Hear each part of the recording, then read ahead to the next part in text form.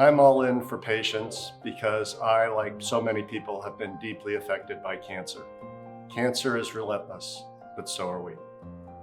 One of the things that I really love about being at Sutro is the sense of urgency that our teams bring to the discovery and the development of truly novel therapies for oncology. We're fundamentally here to make a difference to our patients because it's the right thing to do.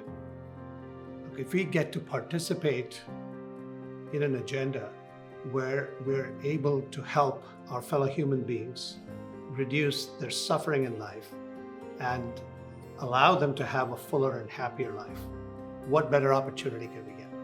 It's not often that you get to work with a talented group of engineers and scientists in every possible discipline that can come together behind a unique and an important mission like generating completely novel therapies for oncology patients.